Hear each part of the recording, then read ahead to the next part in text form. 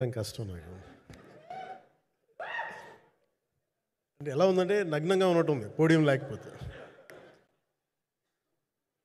కొంచెం అందరూ మీరు దయచేసి వస్తే let me have an interaction. అంటే నా జీవితంలో మొట్టమొదటిసారిగా అదే ఎప్పుడు చేశాను ఇంత నాకు పొలిటికల్ ఇంటరాక్షన్ చేశాను కానీ మీడియా మిత్రులతోటి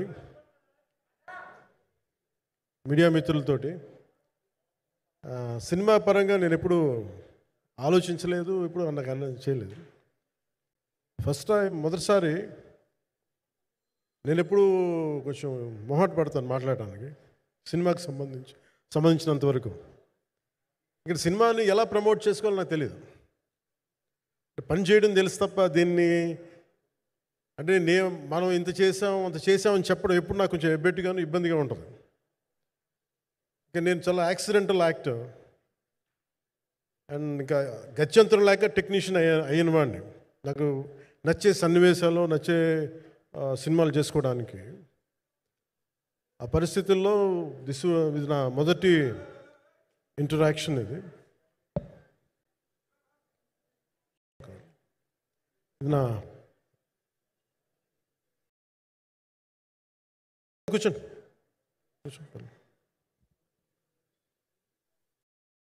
రథం గారు వస్తారు.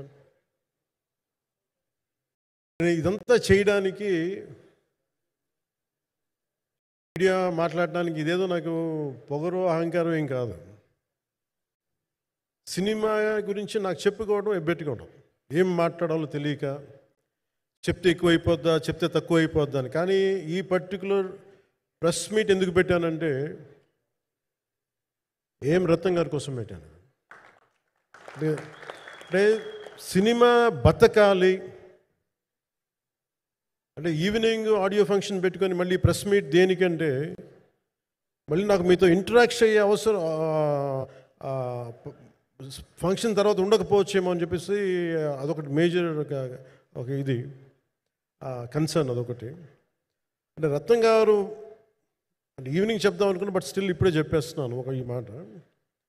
త్రివిక్రమ్ గారు రాసిన ఒక డైలాగు అజ్ఞాతవాసిలో, ఒక చిన్నపాటి సౌకర్యం కోసం ఇక్కడ మీరు కూర్చున్న ఒక చిన్నపాటి కుర్చీ కోసం ఒక యుద్ధమే చేయాల్సి వస్తుంది.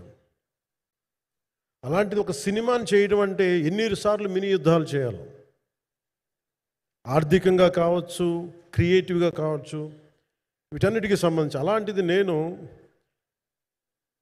ఎప్పుడు కూడా సినిమాల్లోకి రాకముందు రత్నం గారు లాంటి వ్యక్తి నా ప్రొడ్యూసర్ అయితే బాగుండు అనుకున్నాను. భారతదేశానికి పాన్ ఇండియా సినిమాని, ముఖ్యంగా రీజనల్ సినిమాని జాతీయ స్థాయిలో తీసుకెళ్ళిన వ్యక్తి ఆయన. తమిళ సినిమాని చాలా ఛాలెంజింగ్ తెలుగులో డబ్ చేసి దాన్ని స్ట్రైట్ సినిమాలతో సమానంగా ఆడేంత సత్తా చూపించిన వ్యక్తి. Film industry creative ability, creative potentiality పెంచిన వ్యక్తి. ఈ సినిమా చాలా ఒడిదుడుకులు ఎదుర్కొంది, 2 కరోనా పరిస్థితులు ఎదుర్కొంది. అన్నిటికీ మధ్యలో సినిమా మన క్రియేటివ్గా కొంత ఇబ్బంది ఎదుర్కొంది. అల్టిమేట్ ఆబ్జెక్టివ్ సినిమా బాగా రావాలని, నేను ఎప్పుడేం చేసినా సినిమా బాగా రావాలి అనుకుంటాను. సినిమా ప్రత్యేకించి ఆయన తపన చూసి నేను ముఖ్యంగా పొలిటికల్ ప్రాసెస్కి వెళ్ళిపోయిన తర్వాత, పాలిటిక్స్కి వెళ్ళిపోయిన తర్వాత, డైరెక్షన్ అన్ని వీటికి దూరమై క్రియేటివ్ పార్టీకి దూరం అయిపోయిన తర్వాత, పాలిటిక్స్ నా ప్రైమరీ ఫోకస్ అయిపోయిన తర్వాత మళ్ళీ దృష్టి పెట్టి సినిమా కావాలి మీరు చెయ్యాలని చెప్పి నా దగ్గరికి వచ్చి కోరుకున్నప్పుడు నేను ఎంత బెస్ట్ ఇవ్వగలను ఆ సినిమాకి అంత ఇచ్చాను. నేను అంటే నా బెస్ట్ ఇచ్చాను. అంటే నేను అంటే అన్నిటికంటే కూడా నేను ఇవ్వలేనిది టైం ఇవ్వలేను నేను. కానీ అలాంటి పరిస్థితుల్లో ఒక క్లైమాక్స్కి దాదాపు 57 రోజులు షూట్ చేయాల్సి వచ్చింది. మండు టెండ బాగా, ఇట్స్ కైండ్ ఆఫ్ ఒక మిడ్ మే అంటే చాలా పిచ్చి ఎండ అన్నమాట. అలాంటి ఎండల్లో నాకు చాలా కాలం తర్వాత నాకు మార్షల్ ఆర్ట్స్, నేను ఎప్పుడో నేర్చుకున్న మార్షల్ ఆర్ట్స్, ఒక ఎస్క్రీమా కానీ, ఊషు కానీ, నేను నేర్చుకున్న సెల్ఫ్ డిఫెన్స్ టెక్నిక్స్ కానీ, యుఎస్లో నేను ఒక వర్క్షాప్ చేసిన జీత్ కండో ఇవి కానీ ఇవన్నీ ఈ సినిమాకి నాకు పనికి వచ్చినాయి. నాకు ఇవన్నీ వీళ్ళతో డిఫరెంట్ కొరియోగ్రాఫర్స్తో కూర్చొని ప్రత్యేకించి క్లైమాక్స్ పార్ట్ ఇది అందరికీ ఇన్స్పైర్ చేసింది. మన స్థూలంగా చెప్పాలి అంటే, ఒక క్లుప్తంగా చెప్పాలి అంటే, ఈ సినిమాకి ఇదే ఆయువు పట్టింది. ఈ ఫస్ట్ పార్ట్కి ఎక్కడో కొల్లూరు నుంచి మన కృష్ణానది తీరం కొల్లూరు, విజయవాడ సమీపంలో ఉన్న కొల్లూరు ప్రాంతం నుంచి దొరికిన ఒక కోహినూరు వజ్రం నుంచి అది ఎటు మన గోల్కొండ రాజుల దాకా వచ్చింది, మన హైదరాబాద్ సుల్తాన్ల దాకా ఎలా వచ్చింది, దీని ట్రావెల్ ఇటు వెళ్ళింది. ఇవన్నీ జరిగినప్పుడు దీని నేపథ్యంలో జరిగే కథ ఇది. ముఖ్యంగా ఈ ఫౌండేషనల్ వర్క్ చేసిన వ్యక్తి క్రిష్ జాగర్లమూడి గారు చాలా హై కాన్సెప్ట్తో పట్టుకొచ్చారు దీన్ని. ఆయనను రత్నం గారు నా దగ్గరికి వచ్చినప్పుడు చాలా బాగా నచ్చి వెంటనే చేశాను. చేసిన తర్వాత ఒక్కొక్కటి కరోనా నిజంగా ఇంపాక్ట్ వచ్చింది. అంటే ఎలా ఉండదంటే, ఎంత హార్డ్గా ఉండదంటే ఇండస్ట్రీ, అది ఎవరిని తప్పు పట్టలేము. ఒకప్పుడు ఆయన వెంట చుట్టిన నిర్మాతలు, ఆయన వెంట తిరిగిన డిస్ట్రిబ్యూటర్స్, హీరోస్ అందరికి, అలాంటి వాళ్ళకి ఒక నిర్మాతగా ఆయన తపన పడుతుంటే నాకు అంటే ఆయన కోసం ఖుషి తీస్తున్నప్పుడు కానీ ఆయనతోటి ఎంత సౌకర్యం ఇచ్చారంటే, అసలు మాకు 1 month ముందు ప్రీ ప్రొడక్షన్ అయిపోయి నాకు అంత సౌకర్యాన్ని ఇచ్చారు. నేను కంపోజ్ చేసిన యాక్షన్ సీక్వెన్సెస్ కానీ ఫైట్స్ కానీ ఖుషీకి నాకు ఆల్రెడీ ఒక 1 month 1.5 month థియేటర్ నాకు ఇచ్చేసి, మన సురేష్ ఎఫెక్ట్స్ థియేటర్ మొత్తం ఇచ్చి నాకు అంత లగ్జరీ ఇచ్చిన వ్యక్తి ఆయన నలిగిపోతుంటే నాకు నిజంగా చాలా బాధేస్తుంది. ఒకసారి it is not about money, it's not about success, it's about standing by whom you trust, who stood for the people and who stood for the industry. నాకు ఎందుకు ఇది మీతో పంచుకోవాలనిపించింది. సినిమా ఎంత విజయం ఇది నాకు నిజంగా తెలియదు, ఎందుకంటే నేను ఇట్లా అనుకోవచ్చు ఇంకోలా, కానీ ఒక్కటి మటుకు చాలా సిన్సియర్గా చెప్పగలను. Krish came out with very good concept, చాలా హై కాన్సెప్ట్ పట్టుకొచ్చారు. కొంత వ్యక్తిగత కారణాలు, కొన్ని ప్రొఫెషనల్ కారణాలు ఆయన ప్రాజెక్టుకి బయటికి వెళ్ళినా కానీ దీన్ని ఫౌండేషనల్ వర్క్ చేసిన క్రిష్ గారికి మనస్ఫూర్తిగా నా హృదయపూర్వక ధన్యవాదాలు తెలియజేస్తాను మా అందరి తరఫున. అలాగే తర్వాత స్టెప్ ఇన్ అయింది మన జ్యోతికృష్ణ గారు. ఖుషి సినిమా చేస్తున్నప్పుడు అప్పుడే లండన్ ఈ ఫిల్మ్ మేకింగ్ కోర్స్ చేసి మన డైరెక్షన్లో ఇన్స్టిట్యూట్ అంతేనా డైరెక్షన్ కదా, ఫిల్మ్ మేకింగ్ కోర్స్ చేసి అప్పుడు గ్రాడ్యుయేట్ అయ్యి వచ్చి అప్పటి నుంచి ఉన్నప్పుడు బట్ యాక్చువల్ తనతో మాట్లాడుతుంటే మోస్ట్ సెన్సిబుల్ డైరెక్టర్ అనిపించారు. ఈ ఒక టైంలో ఏమనిపించిందంటే, బయట ఉన్న మాటలు కానీ అసలు సినిమా వస్తుందా లేదా బయటికి అని ఉండేది. కానీ మాకు ఎప్పటికప్పుడు నీరసం పడిపోయినప్పుడల్లా నాకు నీరసం వచ్చేసేది. సినిమా అవుద్దా అవ్వదా అనుకున్నప్పుడల్లా దీనికి ప్రాణవాయువునిచ్చిన వ్యక్తి కీరవాణి గారు. ప్రతిసారి వర్క్ చేసి నేను, ఎందుకంటే సినిమా చివరి దాకా నేను నమ్మను ఎప్పుడు. నేను ఒక సినిమాని నేనేం నమ్ముతాను, చిన్నప్పటి నుంచి వెరీ ఫార్మేటివ్ ఇయర్స్లో నుంచి కూడా ఒక మంచి సినిమా గురించి నువ్వు మాట్లాడక్కర్లా, రిలీజ్ అయితే బాగలేకపోతే ఎలాగ మాట్లాడక్కర్లా. అందుకే నేను ఎప్పుడు సినిమా క్వాలిటీ మీద దృష్టి పెడతాను తప్ప ఇంక మిగతా వాటి మీద మాట్లాడను. అందుకే నాకు ఎప్పుడు ఈ మాట్లాడటం అనే దాని మీద ఎప్పుడు దృష్టి పెట్టలేం.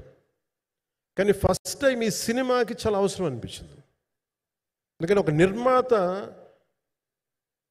నిర్మాతలు కనుమరుగవుతున్న ఈ సమయంలో ఒక బలమైన సినిమా తీసి ఒడిదుడుకుల్ని తట్టుకోగలిగి ఒక నిర్మాత కనుమరుగవ్వకూడదు. ఆయన పక్కన ఏది ఉండాలని, అండగా ఉండాలని చెప్పేసి నేను అన్నీ వదిలి, ఇంత బిజీ షెడ్యూల్స్ అన్నీ వదిలేసి, ఒకవైపు నన్ను నా ప్రత్యర్థులు తిడుతున్నా కానీ, సినిమాలకి వెళ్ళిపోయిన తిడుతున్నా కానీ, ఇదేంటంటే నాకు అన్నం పెట్టింది ఇది నాకు నా సినిమా పరిశ్రమ. అంటే ఇక్కడున్న మిత్రులందరూ కూడా చాలామందికి నేను ఇండివిజువల్ ఇంటర్వ్యూస్ ఇచ్చాను. నేను చాలాసార్లు నాగేంద్ర కానీ మీరు కానీ చాలామందికి, వీళ్ళందరూ చాలామందికి నేను వ్యక్తిగతంగా తెలుసు. కాకపోతే నాకు సినిమా అంటే నేను సినిమా గురించి ఎక్కువ చెప్పలేక ఎక్కువ మాట్లాడలేను. కానీ బట్ నాకు నిజంగా సినిమా మీద అపారమైన గౌరవం, సినిమా మీద అపారమైన ఆసక్తి, నాకు ప్రాణవాయువు అది. Story telling is a necessity for each and every individual. So cinema అది మనకి కల్పిస్తుంది, సినిమా మనకి అలాంటి. కానీ ఈ సినిమా ప్రత్యేకించి చాలా ఛాలెంజింగ్ సర్కమ్స్టాన్సెస్లో, చాలా ఒడిదుడుకుల్లో, యాడ్వర్స్ కండిషన్స్లో కూడా మనస్ఫూర్తిగా దీన్ని ముందుకు తీసుకెళ్ళి, ఆర్థిక ఇబ్బందులు ఎన్ని వచ్చినా కానీ, అంటే నాకు పొలిటికల్గా పేరుండొచ్చు, దేశవ్యాప్తంగా నేను తెలిసి ఉండొచ్చేమో, కానీ సినిమా పరంగా వచ్చేటప్పుడు నేను చాలా హీరోస్తో కంపేర్ చేస్తే వెరీ వాళ్ళందరికంటే చాలా తక్కువ నేను. సో దానికి ఉండే ఇబ్బందులు దానికి ఉంటాయి. మిగతా వాళ్ళకి బిజినెస్ అయినందుకు నాకు బిజినెస్ అవ్వదు, వాళ్ళకి వచ్చినందుకు నాకు రాకపోవచ్చు. ఎందుకంటే నా దృష్టి, నా కాంపిటేటివ్నెస్ ఎప్పుడు నేను సినిమాల మీద పెట్టలేదు. నేను ఇప్పుడు సొసైటీ పొలిటికల్ ప్రాసెస్ పెట్టాను, కానీ ఎప్పుడు సినిమా మీద నేను ఎంత ఉండాలనేది నేను ఎప్పుడు పెట్టలేదు. నేను ఎప్పుడు చాలాసార్లు మన నాగేంద్ర కానీ మిగతా మన సూపర్ హిట్ మన కీర్తిశేషులు బిఆర్ రాజు గారు చనిపోయారు, ఆయనకి ఇంటర్వ్యూస్లో కూడా ఉంటుంది. ఈ చిత్ర పరిశ్రమ చాలామంది హీరోస్ ఉంటారు, వాళ్ళలో నేను వన్ ఆఫ్ ది హీరో అంతే. నాది ఒక సంవత్సరంలో ఒక ఫ్రైడే, ఒక థర్స్డే రిలీజ్ అవుతుంది అంతే, అంతకుమించి తప్ప ఇది అందరి పరిశ్రమ, అందరూ రావాలి అలాంటిది నేను కోరుకునేవాడిని నేను. సో దాంట్లో భాగంగా రత్నం గారు లాంటి నిర్మాత బతికుండాలి, రత్నం గారి నిర్మాతకి ఇబ్బందులు కలగకూడదని చెప్పి లాస్ట్ మినిట్లో ఇంక చూసిన తర్వాత I stepped in to it. నేను భుజాల మీదకి తీసుకున్నాను ఇది, క్లైమాక్స్ని ఎలా భుజాల మీదకి, అంటే ఎందుకంటే ముఖ్యంగా ఇక్కడ ఇది ఇంకొక బలమైన స్టార్ కాస్టింగ్ చాలా బాగా చేశారు ఆయన. ముఖ్యంగా బాబీ డియోల్ గారిని, అంటే ఈరోజు చూస్తుంటే నాకు అదే అనిపించింది. ఈరోజు మన ప్రెస్ మీట్ కూడా నేను వచ్చాను, అందరూ ఎంత బిజీగా ఉన్నారని కొన్ని రాత్రుల నుంచి నేను నిద్రలేదు. మన మనోజ్ పరమహంస గారికి కానీ, రత్నం గారికి కానీ, జ్యోతి గారికి కానీ, పాపం ఈ సినిమా ప్రమోషన్ సింగిల్ హ్యాండెడ్గా పాపం నిధి అగర్వాల్ భుజాల మీద వేసుకొని నాకే బాధ అనిపించింది. పాపం ఒక అమ్మాయి తన కెరీర్ తను చూసుకోవాల్సిన అమ్మాయి కూర్చోబెట్టి నాకే సిగ్గు అనిపించింది. I have to truly appreciate you. అంటే చాలా పాపం అన్నీ వెళ్తూ ఉంటే నాకు ఇదేంటి సినిమాని అనాథలా వదిలేసారండి అనిపించింది. సో నాకేమనిపించింది, ఈ సినిమాకి ఎవరు అనాథలా వదలలేదు, నేను ఉన్నానని చెప్పడానికి వచ్చాను ఈ రోజున. ఎందుకంటే నేను కోట్లాది మంది ప్రజలకి అండగా ఉండేవాడిని, దేశంలో ఉండే సమస్యలకి స్పందించేవాడిని. అలాంటిది తెలుగు సినిమాకి, నా సినిమాలకి మీకు తెలుసు గతంలో ఎన్నిసార్లు ఇబ్బందులు పెట్టారు. అదే మన ప్రభుత్వం అక్కడికి రాగానే వెంటనే సాధారణంగా హృదయ కవాటాలు తెరిచి మరి ఆహ్వానించాం. ఏమి కృతజ్ఞత కూడా ఆశించలేదు. అంత చిత్ర పరిశ్రమను అంత గుండెల్లోకి తీసుకుంటాం. అలాగే దీనికి సంబంధించి అలాంటిది నా సినిమాని నేను ఎందుకు వదిలేస్తాను?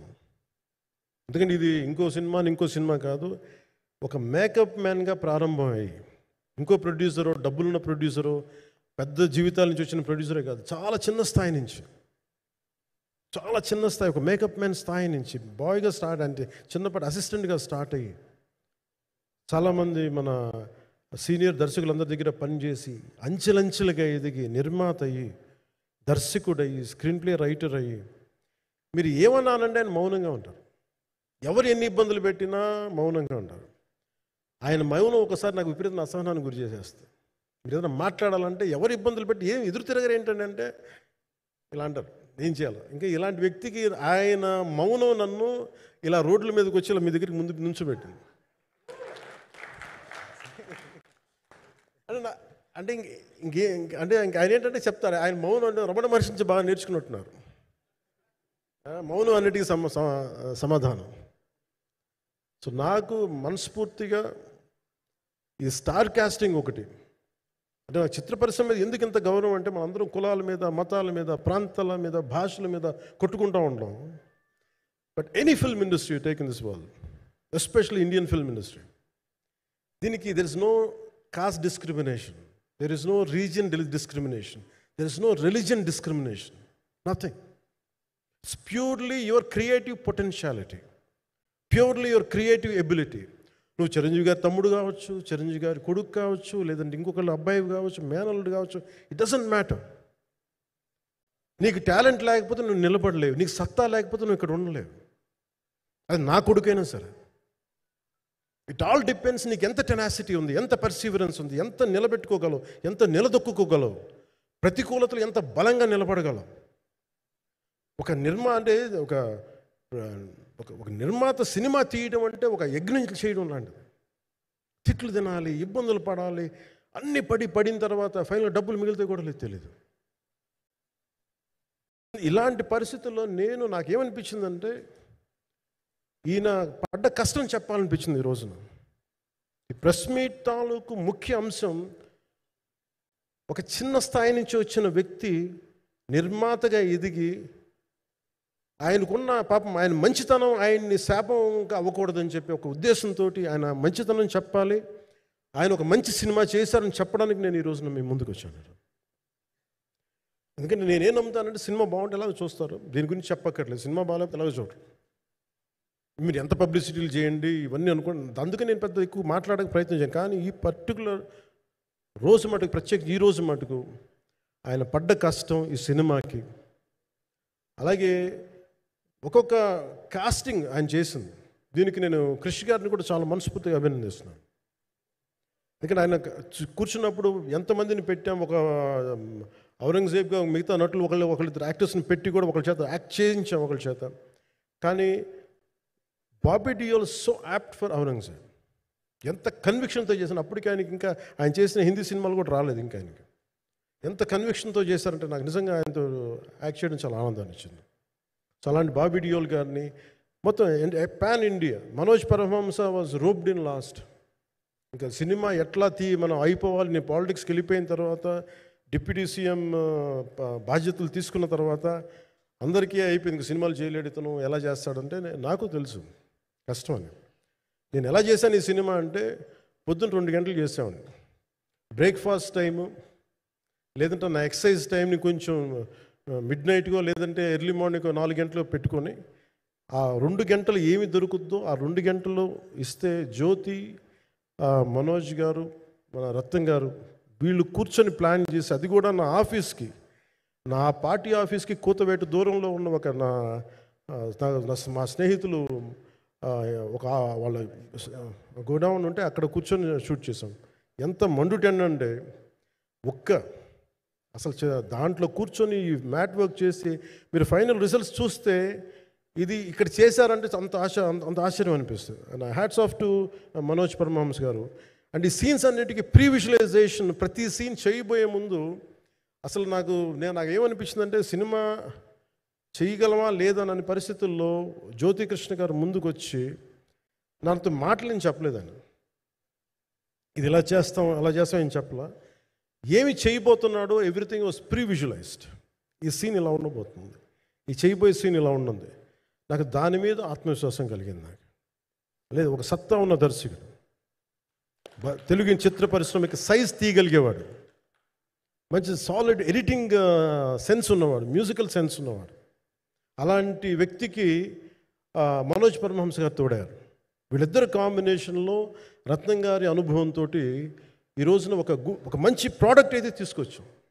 ఇది ఎలా ఉంటుంది, ఎలా ఉండబోతుంది, ఎంత హిట్ అవుతుంది అనేది ఇది సంపూర్ణంగా ప్రజల చేతిలోనే ఉంటుంది. అది ఏ స్థాయిలో ఇది ఉంటుంది అనేది అది ప్రజలు చెప్పాల్సింది తప్ప ఇది నేను చెప్పుకునేది కాదు.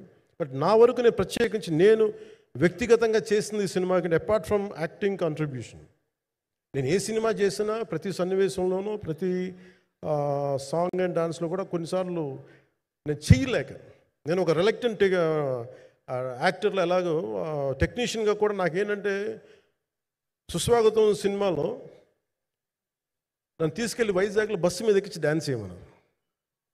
చచ్చిపోయాను డ్యాన్స్ చేయలేక. ఇంకా మిగతా వాళ్ళకి ఎంత తేలికైన డ్యాన్స్ నాకు చేయాలంటే నేను గింజుకుపోయి నేను అనుకున్నాను ఈ రోజు సినిమాలు మానేస్తాను చెప్పి మా వదినికి ఫోన్ చేసి కూడా చెప్పాను, చాలా పర్యాలు చెప్పాను. అలాంటి అందుకని నాకేంటంటే సాంగ్ అండ్ డ్యాన్స్ కూడా నేను ఎలా చేయగలను దానికి అనుకోగా నేను ఎత్తుక్కుంటాను.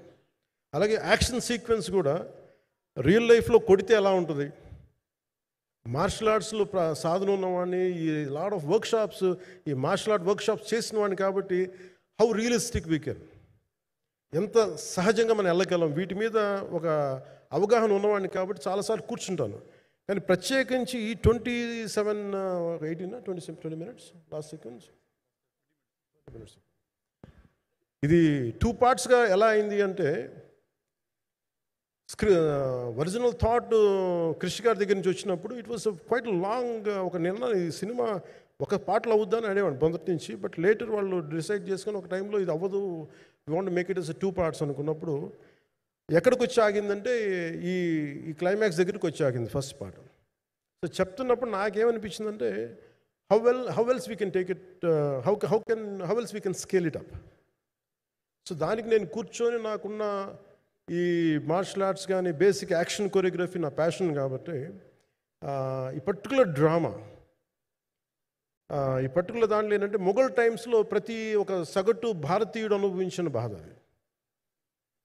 ఒక యావరేజ్ సగటు భారతీయుడు మొఘల్ కాలంలో అనుభవించిన ఒక ఒక ఒక సిచ్యువేషన్.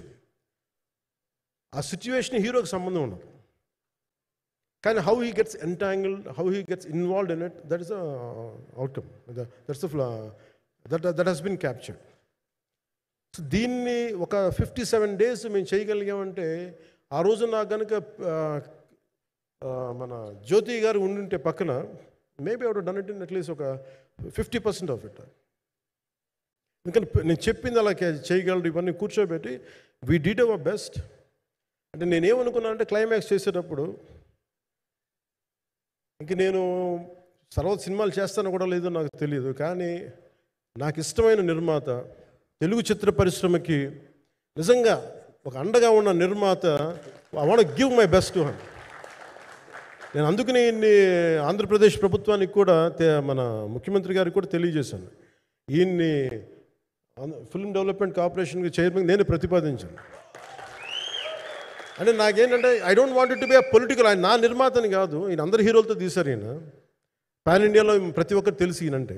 ఇలాంటి వ్యక్తి ఉంటే మన తెలుగు చిత్ర పరిశ్రమకి బాగుంటుంది. అలాగే ప్రత్యేకించి తెలుగు చిత్ర పరిశ్రమ అనేది నాకు ఈ టాలీవుడ్ అనే పదాలు నాకు వాడటం నాకు ఇష్టం ఉండదు. Bollywood, Tollywood, Kollywood, Mollywood, why should be ape Hollywood? We have a greater story narrative ability మన దగ్గర ఉంది. We have a greater storytelling ability. We don't have to ape Hollywood. We take the best practices of Hollywood, but not necessarily the name of Hollywood. వాళ్ళకున్న professionalism మనం నేర్చుకోవాలి, వాళ్ళకున్న commitment నేర్చుకోవాలి, వాళ్ళకున్న production designing ability మనం తీసుకురాగలగాలి. So ఇవన్నీ నేను నా పరిధిలో ఈ రోజున ఆంధ్రప్రదేశ్ ప్రభుత్వం ప్రత్యేకించి ఈ శాఖ నా పరిధిలో ఉంది కాబట్టి దానికి ఆయన పేరు ప్రతిపాదించిన ఉద్దేశం ఏంటంటే, తెలుగు చిత్ర పరిశ్రమ తెలంగాణలో ఉన్న, కర్ణాటకలో ఉన్న, చెన్నైలో ఉన్న ఏదైనా సరే తెలుగు చిత్ర పరిశ్రమ, భారతీయ చిత్ర పరిశ్రమకి చాలా మంచి జరగాలి, ఇలాంటి వ్యక్తి ద్వారా ఏదైనా చేద్దాం అనే ఉద్దేశంతో ఆయన పేరు ప్రతిపాదించాను. భవిష్యత్తులో అవుతారని మనస్ఫూర్తిగా నేను ఆశిస్తున్నాను. అందుకని అన్నీ నా చేతిలో ఉండవు కదా, అందుకని చెప్తాను. ఇఫ్ అండ్ బట్ చెప్పాలి కదా. సో ప్రత్యేకించి మీ అందరికీ నా హృదయపూర్వక ధన్యవాదాలు తెలుపుకుంటూ, నెక్స్ట్ 2-3 daysలో I'll try to give as many interviews as I can. Nidhi I'm grateful to you. పాప చాలా తపన పడి ఉంటారు. ఈరోజు ఎలా ఉంది అంటే, నాకు ఎలా అనిపించిందని, ఇందాక నేను వస్తున్నప్పుడు ఎవరు లేరు, వీళ్ళు కూడా ఎవరు లేరు. నేను వచ్చి చాలాసేపు కారులో కూర్చున్నాను, ఎందుకంటే మళ్ళీ మీరు తిట్టకూడదు, లేట్ వచ్చాడు, నీకు డిప్యూటీ సీఎం అయితే పొగలు వచ్చేస్తాను మీరు అనుకో అంటారని. నాకు అట్లా అనిపించలేదు. నాకు ఫస్ట్ టైం ఎందుకు మీడియా నాకు ఎందుకు అలవాటు పోయిందంటే, నేను వచ్చిన కొత్తల్లో ఈ జ్యోతి చిత్ర సితారా పేపర్స్ ఉన్నాయి, ఎవరో ఫొటోస్ వేయమంటే దిస్ గా ఈజ్ నాట్ సేలబుల్, ఇంకా అవసరం లేదు అంటే నా ఫోటోలు వేసేవాళ్ళు కాదు. సో నాకేమనిపించింది, సరే ఇంక నేను ఈయన కాడికి నేను ఏమి అంటున్నాను నాకు తెలియదు అని చెప్పేసి మా నిర్మాతలు కూడా ఉండేవాళ్ళు కాదు. సో నాకు పబ్లిసిటీ లేకుండా సినిమాలు రిలీజ్ అవ్వడం అలవాటు అయిపోయింది నాకు. సో అదే ప్రాక్టీస్ అయిపోయింది నాకు, అంతే. మళ్ళీ కూర్చోబెట్టి మీరు ఏం మాట్లాడతారు, మళ్ళీ అది ఇటు తిరిగి వస్తుందని చెప్పేసి మిగతా అంత నాట్ టాకెటివ్. మీరు సినిమా పొలిటికల్ ప్రాసెస్కి వచ్చేటప్పుడు నేను ఏదైనా మాట్లాడగలను, కానీ సినిమా వచ్చేటప్పటికి చాలా చాలా ఒత్తిడి తీసుకోవాల్సి వస్తుంది. అంటే ఎంత కథ చెప్పాలి, ఎంత కథ చెప్పకూడదు, ఈ మాట అద్భుతంగా ఉందంటే ఏం అద్భుతంగా ఉందని మళ్ళీ తిడతారు, తర్వాత 100 ఆలోచనలతోటి స్లో డౌన్ అయిపోతాను. బట్ కానీ నాకు మనస్ఫూర్తిగా ఈ సినిమా ఐ హోప్ వచ్చిన ప్రతి ప్రేక్షకులందరికీ కూడా ఒక మంచి అనుభూతిని ఇస్తాను నేను మనస్ఫూర్తిగా నేను నమ్ముతున్నాను. ఖచ్చితంగా అలాంటి అనుభూతిని ఇస్తుంది. మీరు థియేటర్లోంచి బయటికి వెళ్ళేటప్పుడు మటుకు విల్ గో విత్ ఒక ఎనర్జెటిక్ ఫీల్తో వెళ్తాయి, అంతవరకు అయితే చెప్పగలను నేను. ఎందుకంటే నేనే నమ్ముతాను, సినిమాకి వెళ్ళేటప్పుడు సినిమా ఒక స్టోరీ చెప్పినప్పుడు నా జీవితంలో చిన్నపాటి ప్రభావితం చూపించాలి. అలాంటి ప్రభావం, అలాంటి ఎనర్జీ ఇచ్చే సినిమా అవుతుందని మనస్ఫూర్తిగా నేను ఆశిస్తూ మీ అందరికీ ప్రత్యేకించి మీ అందరికీ పేరు పేరున ధన్యవాదాలు తెలియజేస్తున్నాను. ఇంకా మాట్లాడాలని ఉంది కానీ సాయంత్రం ఈవెంట్ ఉంది కాబట్టి. సో ఇంకొక మాట నేను చెప్తాను, ఎందుకు ఈ పర్టికులర్ ప్రెస్ మీట్ అంటే, I want to tell you, I'm grateful to each one of you. I'm grateful to you. Thank you for standing by us. Thank you very much.